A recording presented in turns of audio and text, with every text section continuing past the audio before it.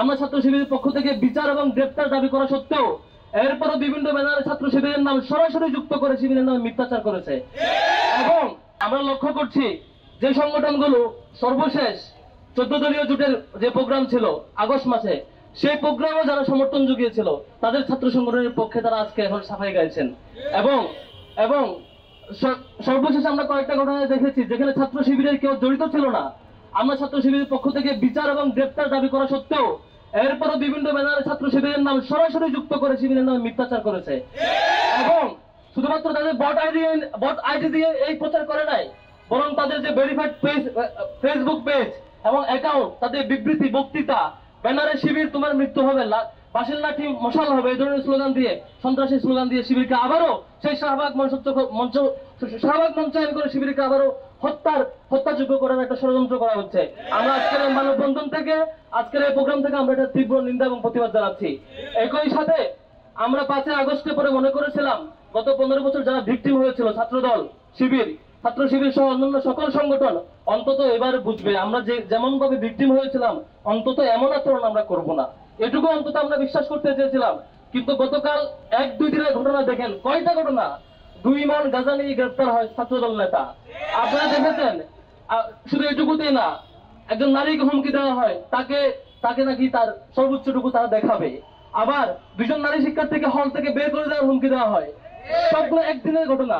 বৈষম্যবিরোধী ছাত্র আন্দোলনের একজন আন্দোলন করেছে এমন একজন নারীকে তাকে হেনস্থা করেছে। শুধু এইটুকু নয়, আমরা শুধুমাত্র দেখেছি ইন্টারনেট ক্রাইসে পর্যন্ত অসংখ্য নারীকে তারা হুমকি এবং বাজেভাবে অ্যাপ্রোচ করেছে।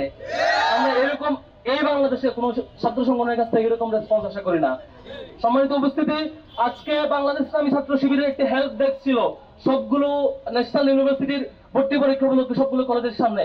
আপনারা দেখেছেন চট্টগ্রাম কমার্স কলেজে কি বিভৎসভাবে ছাত্রদল আক্রমণ করেছে। আমরা এই আক্রমণের তীব্র নিন্দা এবং প্রতিবাদ জানাচ্ছি। আপনারা দেখেছেন ঢাকায় বিভিন্ন কলেজে, বিভিন্ন ইউনিভার্সিটিতে, বিভিন্ন প্রতিষ্ঠানে তারা রুমে গিয়ে রুমে আটকে শিক্ষার্থীদের উপর তারা নির্যাতন করছে। আমরা এই সকল ঘটনা তীব্র নিন্দা জানাচ্ছি। একই সাথে হুঁশিয়ার করতে চাই, ছাত্রলীগ ভুল করেছিল কি জানেন? ছাত্রলীগ তারা যেমন শিক্ষার্থীদের উপর আক্রমণ করেছে, আক্রমণ করে আবার এটাকে জাস্টিফাই করেছে। ঠিক আমরা ছাত্র দলের মধ্যে সেম আচরণ লক্ষ্য করছি। তারা শিক্ষার্থীদের উপর আক্রমণ করছে, আবার তারা তাদের ভেরিফাইড ফেসবুক পেজ এবং তাদের বিভিন্ন অ্যাকাউন্ট থাকে দলীয় নেতৃবৃন্দ সেগুলোকে জাস্টিফাই করছে। কালকে দেখেছি এক ছাত্র দল নেত্রী তারা বলছে এই 3টা ঘটনা নাকি তুঙ্কু ঘটনা, তুচ্ছ ঘটনা নিয়ে নাকি আমরা মাথামাতি করছি। একদিনে 3টা নারী নির্যাতনের ঘটনাকে তারা মনে করছে তুচ্ছ ঘটনা। তাদের কাছে আমরা কি আশা করব? সম্মানিত উপস্থিতি, আজকের এই মানববন্ধন থেকে আমরা আবার হুঁশিয়ার করতে চাই। আমরা সেই 15 জুলাই ছাত্রলীগকে হুঁশিয়ার করেছিলাম, যদি ছাত্রলীগ ঠিক না হয়, এ ধরনের আক্রমণ অব্যাহত রাখে, তাদেরকে বাংলাদেশ ছাড়া করা হবে। ঠিক তাই হয়েছে।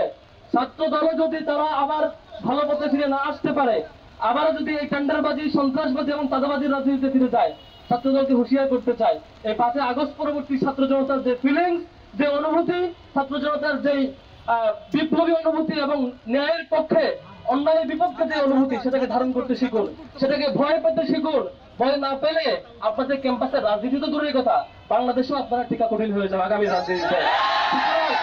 সুতরাং ছাত্র দলের প্রতি আমাদের একটা সিম্প্যাথি আছে। কেন জানেন?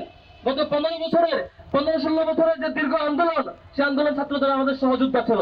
সে সিম্প্যাথি থেকে এখন আমরা আহ্বান করতে চাই, আপনারা এই সময়টুকু থাকতে সকল অপরাধী থেকে আপনাদেরকে দল থেকে ছিন্ন করুন, দল থেকে বহিষ্কার করুন, শাস্তি নিশ্চিত করুন। এ ধরনের অপরাধকে জাস্টিফাই করতে আসবেন না।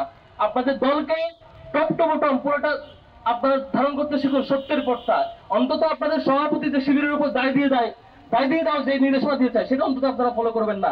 সেই বিশ্বাস ছাত্র দলের সকল কর্মীর কাছ থেকে আমি পেতে চাই, সেই বিশ্বাস আমরা অর্জন করতে চাই।